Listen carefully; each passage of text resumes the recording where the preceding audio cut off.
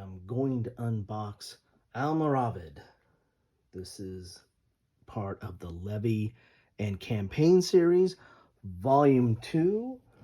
Volume 1 was Nevsky, which dealt with the Teutons and Rus in collision 1240 to 1242, published by GMT Games. And this one, again, is published by GMT Games, and the game design is the same designer, Volko Ruhnke, known for Coin and Labyrinth and other games. And this is a unique system, the Levy and Campaign series, in that it is one of the few systems that deals with medieval warfare at an operational level. This really is focusing on logistics and operations, and getting not only the battle but getting to the battle and maintaining supplies, which is something that is again not done all the time in medieval warfare.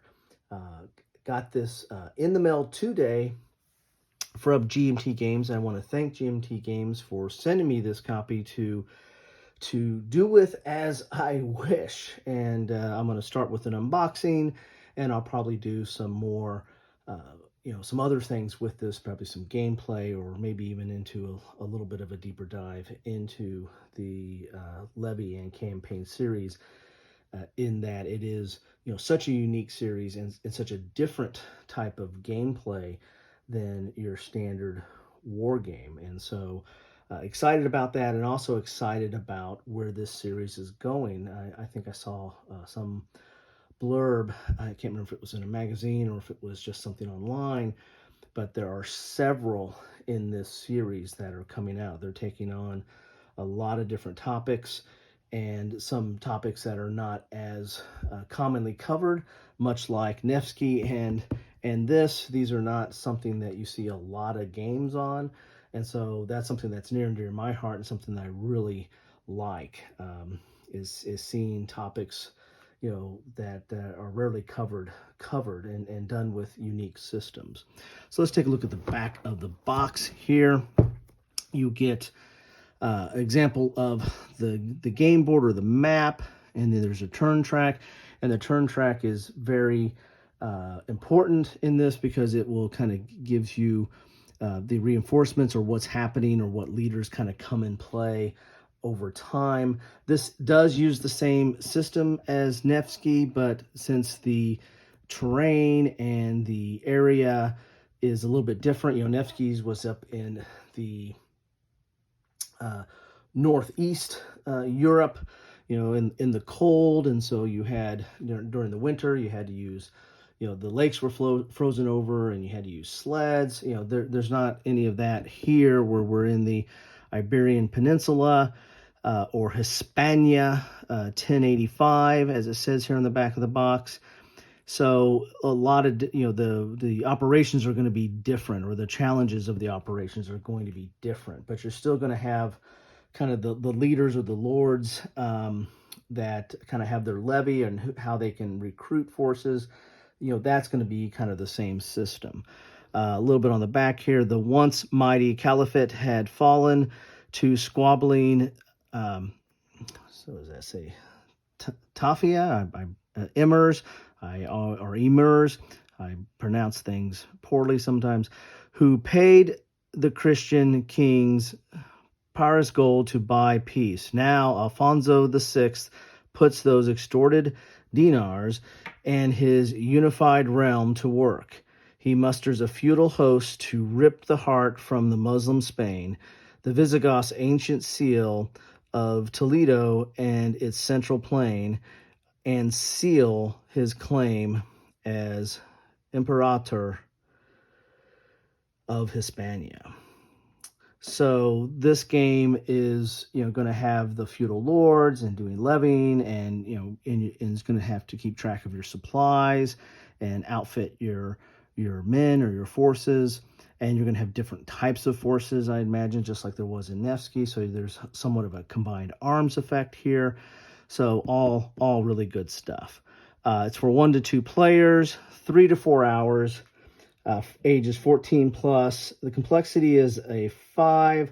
You know, I don't know if I necessarily agree with that. Nevsky, they had that as a 5 as well, and a 7. See, they had Nevsky at 5 with 7 solitaire, and they have this at 5 and 7 solitaire.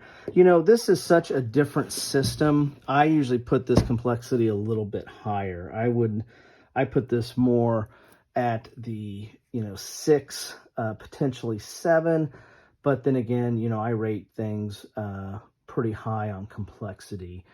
I play a lot of Euro games and other types of games, and so any war game is going to be automatically on a little bit higher scale, just because it usually has a little bit more complexity to try to have some realism or simulation value. So I'd probably put this a little bit, I haven't played this one, but I would put Nevsky at a solid 6. So with Gus up to 7. Solitaire playability, Nevsky did not have a dedicated solitaire bot or system, but it played solitaire relatively well. You're still kind of playing both sides to the best of your ability, but it played okay there. And so I don't know if this, I'm not sure. I don't think this has a dedicated solitaire bot, and since it has the same solitaire rating as Nevsky, I think they're probably saying that you're going to use kind of the same kind of gameplay to do your solitaire gaming. So you got the board, you've got some of the cards. There is cards in this game that help drive the action forward, and then you have some of the different forces here. This is a kind of a cost chart of how you buy out your forces over time. Let's get in the box here, shall we? Let's see, I think I had a little bit of a, there we go. And it's a nice thick box here. I think that's is that a 3-inch box maybe? I'm not the best on gauging measurements, but I think this is it's the same size box as Nevsky, because there are some heavy components in here, some good solid components in here. Get the box open here. Ugh. So nice thick GMT box there. You get the Levy and Campaign Series Volume 2 rules. I don't know if there's been any updates or changes to the rules. As I said before, some of the components or some of the mechanisms, like, you don't have, you're not going to probably use sleds and not have frozen over lakes and stuff like that in this. So I imagine the rules will change some to fit the environment or the terrain or the period or the maps you have here. But I don't know if there was any changes in the rules. You get a background book, and that is a thick book, my friends. Very nice. Looks like it is 68 pages, and it's got some card lists on there. It looks like it's got some selected sources, so you got some reading up to do. You got homework with this one. So looks like you go up to page 64, talking about maybe there's some of the cards here, like the Muslim capabilities. Okay, so there's different explanation of cards. It looks like there's a example of play, very well illustrated here. I mean, you can see some of the beauty of the game components. Your leaders here have these. It has like their banner, and then you have like their abilities and all kinds of information on there. But these are like cards. We'll get to that in a second. But you can put your resources and your troops and stuff right on there to keep track of that. You have geography. So this is definitely a background book. It's not only about background of gameplay, but it looks like it is some of the history of the region. Talking about the Christian kings. I mean, the Iberian Peninsula has rich history of Christian kingdoms, and the Moors and the Caliphate that took over that area, and kind of the battle between the two of them, and somewhat of a peaceful, use of that in quotes, existence and trade, and then eventually the expelling them from the region, or the Muslims from the region, and trying to reclaim back the kingdoms. And then of course there was divided kingdoms, the Spanish kingdoms, or the kingdoms of Leon and what have you. were divided over time and divided up, by the king after his death and among 3 sons. A lot of different history and intrigue here. There's an interesting show. I think it was on, I believe it was Amazon Prime. I believe is where I watched it, about El Cid. And it was in Spanish. It was made in Spain, in Spanish, and although some of it was in English with subtitles, and some of it was in Spanish with subtitles. So, go figure. But I think they did. I think I watched. They've done like 3 seasons. I'll put a link to it down below where I talked about it a little bit. Decent series, an interesting series. El Cid is kind of legendary, so there's a lot of myth and mythology that built up around him. But I thought the series did a pretty good job of keeping with some of the standard myth about him.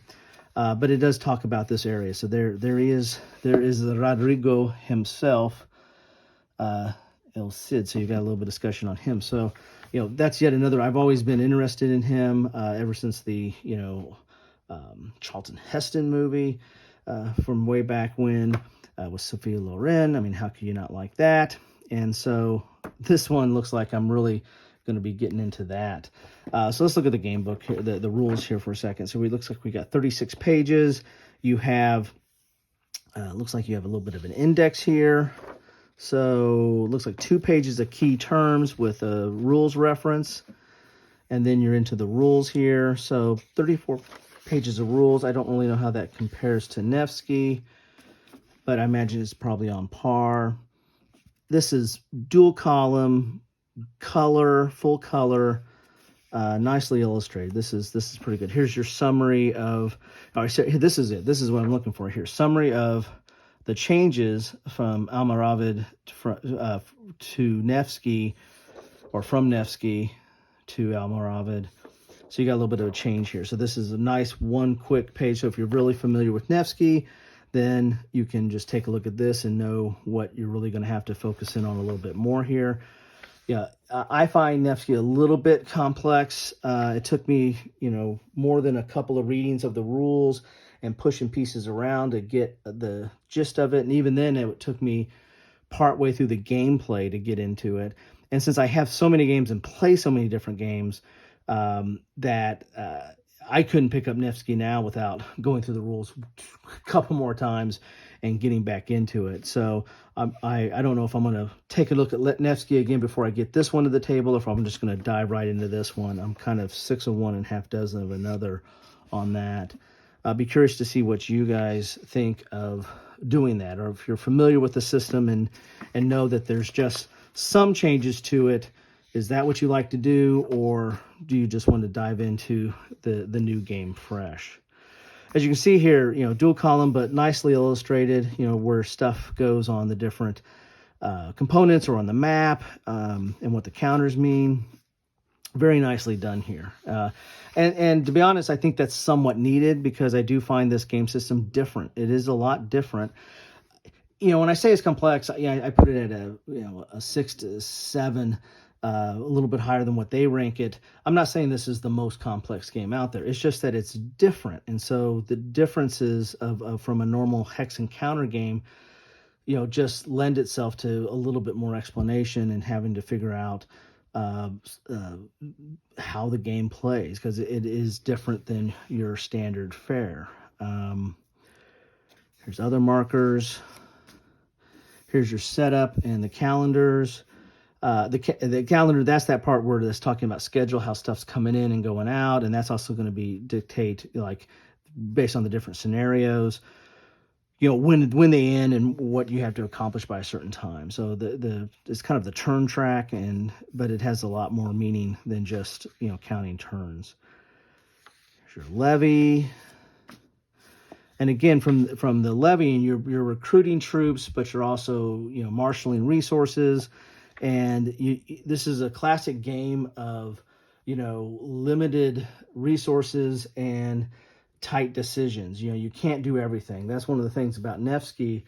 Learning the game was one thing, but learning how to play the game well is a whole nother beast. And I found myself, when I was playing Nevsky, of, all right, I think I've got some of the mechanics down, but now I'm like, oh man, I can't do what I want, or I can't even come close to doing what I want. And so there's that aspect of gameplay as well. There's the learning the basics, and then there's trying to master some of those basics. And so that this system is very prone to that. It's something that you just need to get used to. This is not something that you learn, oh, I move and I have combat and then, you know, I rinse and repeat. That's not the case here. There's a lot of moving parts that you're trying to figure out how they interact and how to maximize your resources to get the effect that you're looking for.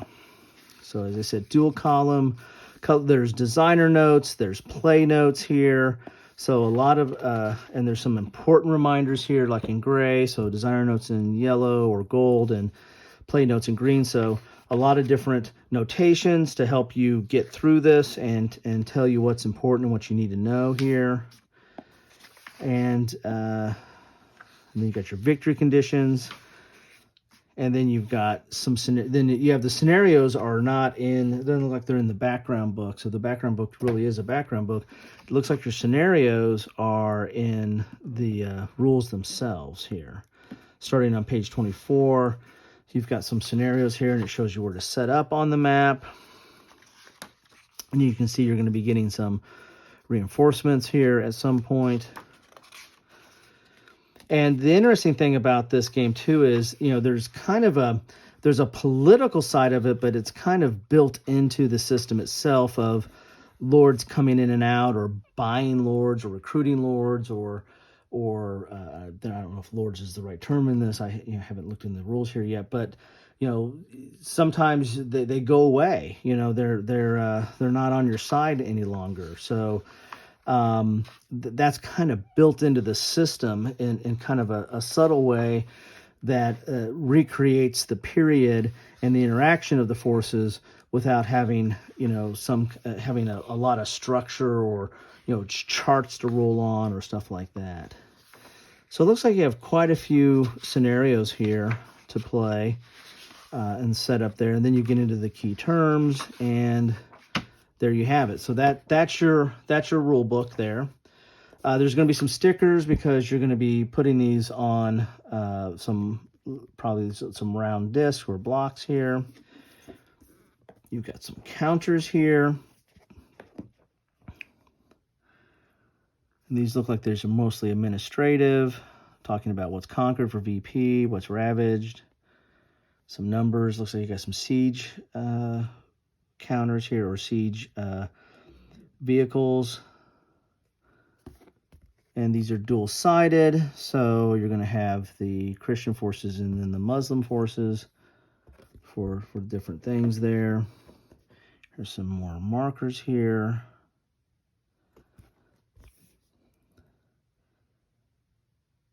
So you got some notes here. Not Sancho, any lord, French Crusaders, any lord, and then you got some. So you got some Christians are the gold, and the green are the Muslims. As you can see there, dual-sided. And you have some of your resource counters, coins, loot, provisions. You know, again, there's logistics and operations to this game. So instead of your sleds, and you have carts and mules. A little bit easier to manage those. Maybe not.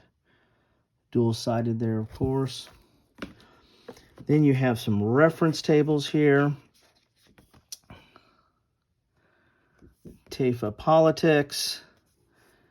So, and here's some of that political stuff I was trying to tell you about, that your lords, you know, or leaders could change or come in and out of your aid.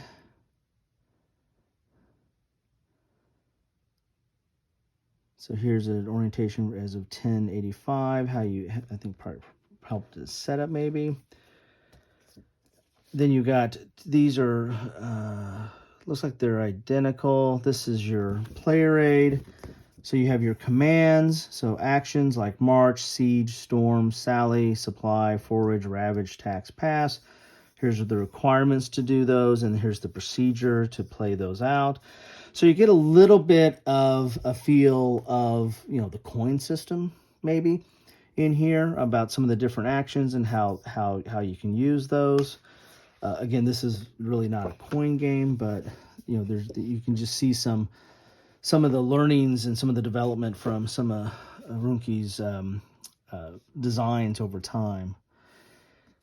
Here's your forces. You've got knights, sergeants, African horse, light horse, men-at-arms, African foot, militia, and serfs. And then you have strongholds. You have city, fortress, town, castle. And then there's information about each of those for combat and notes. Battle and storm. So you've got your battle procedure. Then you have a storm procedure. So you got your charts here. I will say that, there's a lot of text. So it's not tiny, but it is small, but there's a lot of text on here. Don't let this, again, this is why I rate this game a little bit more complex, right? Because you look at all this and go, my goodness, what am I doing here? And it's a little foreign, given, from a traditional hex-n-counter type game. So, but it makes sense. Once you get into it, you're going to see what all this does and how it makes sense. And this kind of becomes second nature. Then you got this is really nice, having your sequence of play. But as you can see here, that is a pretty full sequence of play. It's not just, full bullets here. There's the sequence of play and some discussion about what's going on there, which I do find helpful. But, this is not a light game. Let's put it that way. So you have your levy and then your campaign. Again, hey, that's the name of the series, right? Then you have some charts here to help you out. And these looks like these are identical. So you get 2 player aids because, you got 2 players, so you need that. You have some screens, it looks like here. Is this a screen? Yeah, so this is the screen for the Muslim. Very nice art there. Seeing their banners. And then you've got another screen here for your Christian forces. Alfonso the Sixth, King of Leon. Pedro, here's Rodrigo, the Cid. So there you have that.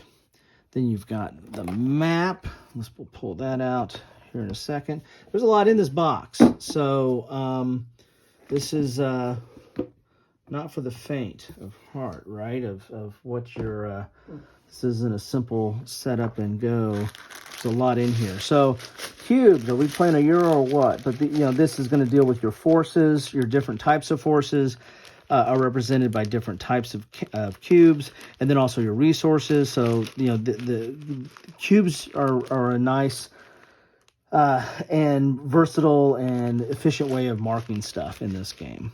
So it's easy. Counters would be a little cumbersome, and so these cubes work nicely there. So you get a whole bag of cubes there.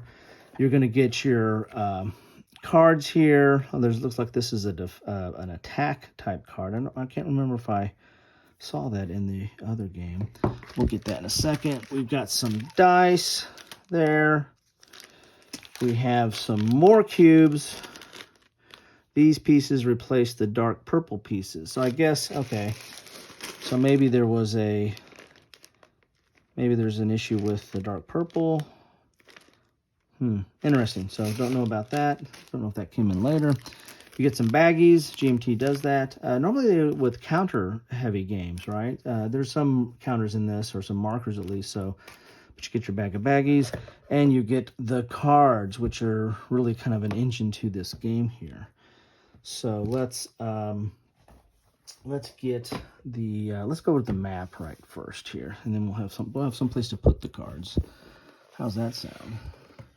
Don't know if I can get the whole map on the screen here. Maybe I can. Maybe I can't. Okay, here we go. And voila, we got most of it on there. You've got some, this is a description of the different types of towns and some elements about the town. Very, very nice graphics. So I got to pull that up there. Look at that key for the types of towns and stuff. That's pretty cool. Okay. And then lays out pretty nice there. A little bit of bowing, but that's going to go away relatively quickly. Here's your calendar or your turn track. That's got how you're going to keep track of not only the turns, but what's going on and the different, there's like victory checks and and the different parts of the turn, like the levy or the campaign part, and then potential resources, all kinds of stuff is gone here. And tells you a certain like number of cards that you're going to be able to get. So a lot of information on this track here. And then you got your map board. So, I mean, there's some really beautiful art here of these towns. And then you have some, road networks. And so this game is kind of a point-to-point game, where you're going from these routes here, and doing your attacks and doing your campaigns and the like. So I think it's a very nice looking board here. So you've got Seville, Granada, Toledo, Leon up north there, Zaragoza. That was a very key stronghold for, that was part of the Caliphate or part of the Muslims. El Cid had some activity there. And eventually he had a kingdom, I believe might be down around this area here. So, here we go. And then we got, let's get into the cards here.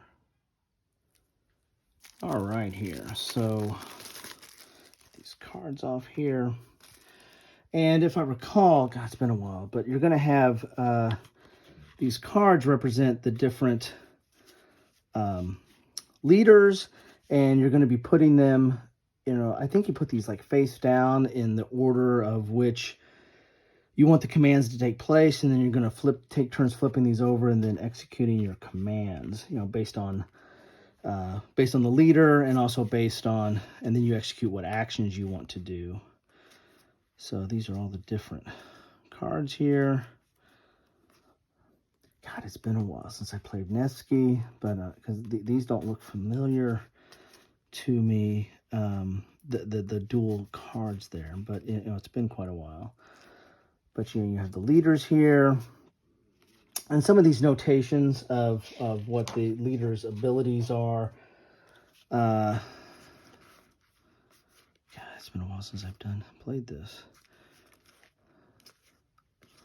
So these are basically your these are your command cards. Let's flip these over without getting too much. So you got your Art of War cards here. And these are those dual-sided cards. Arts of War, I should say. Those are those dual-sided cards. Then you have your commands, and these are the ones you're going to be, flip these over, and then you'll execute, the actions for Arrigo, or choose actions for Arrigo if you want to on that, or if you can. These are all the different command cards here. And these look like, so these look like these are the Christian.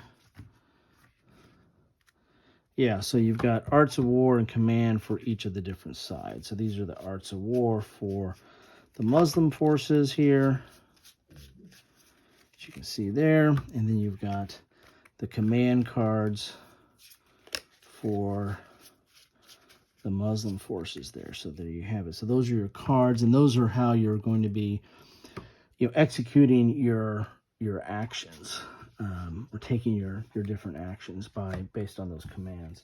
God, it's getting excited. It's been a long time since I played Nevsky, but some of this stuff is coming back to me, albeit slowly. And this is looks like this is kind of a battle sheet here, or a battle card for your attacker and defender, and putting your forces out on each side. So you got a little bit of a tactical display there. And then these are your leader cards. So this is where you're going to be able to hold your forces. You've got service, lordship, and command.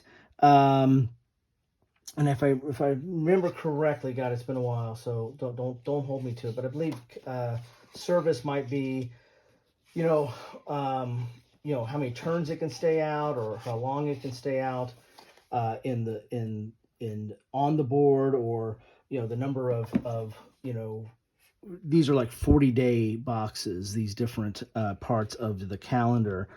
And I believe that's how long these guys can stay out or ahead. Lordship, I think, is the number of levy actions you can do.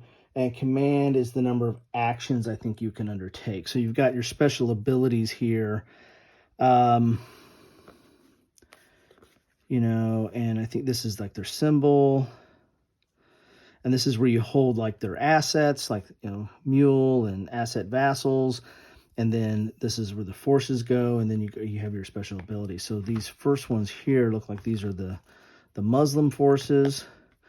And there's, I'll see, so leave that there. So these are really thick, if you can see that. So these is really where you keep track of all your resources and troops. And they're really nice, thick cards here. There's only one-sided because you're going to have them on the board. But and you can see these have different abilities, different ratings, you know, different types of resources they might start out with, I think. So pretty cool there. And then some of these have like a fealty rule here. So that might be something where they might switch sides maybe. I don't know. Or maybe, you know, maybe go away. Here's El Cid. Alfonso, he's the big dog here on this side. Marshall, God, that means something. Hey, boy, I really enlightened you on that, didn't I? That means something. Boy, it's been a while since I played this, but as you can see here, you have a lot of different, you know, different settings of how the forces and what their makeup is. And there is somewhat of a combined, here's El Cid right here. So there is somewhat of a different, kind of a combined arms effect of how you use, you know, horse or mounted and unmounted or foot type troops. So there you go. So there's your cards there. So that is, I did a pretty poor job of explaining the rules, but this is an unboxing. This isn't the rules. I tell you what, I might end up doing a little bit deeper dive, and I'll guarantee you I will have gone through the rules before then, as opposed to just pulling them fresh out of the box.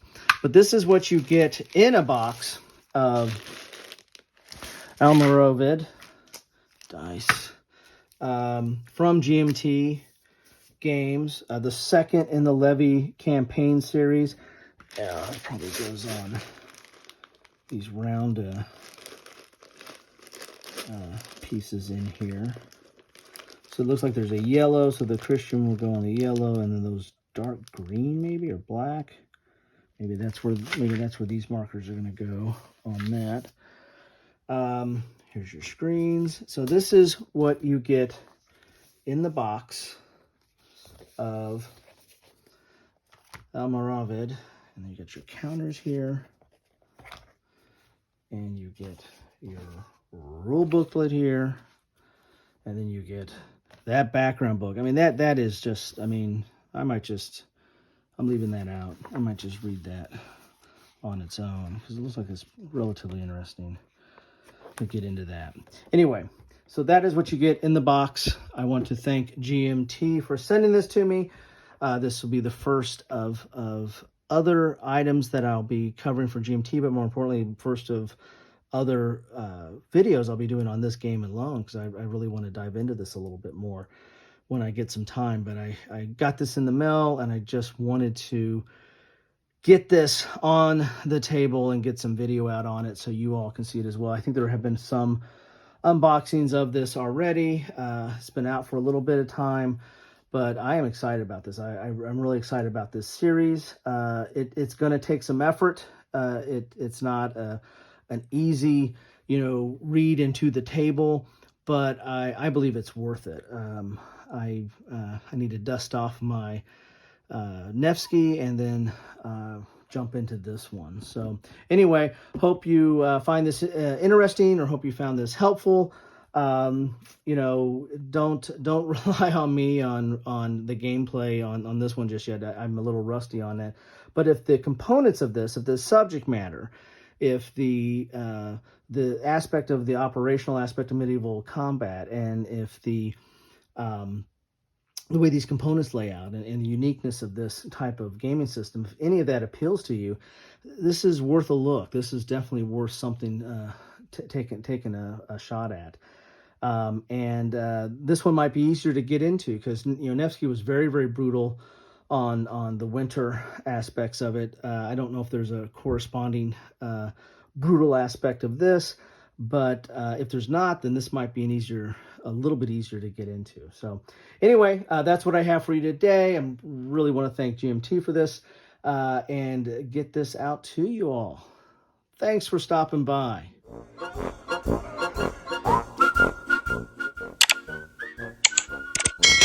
Thanks for watching.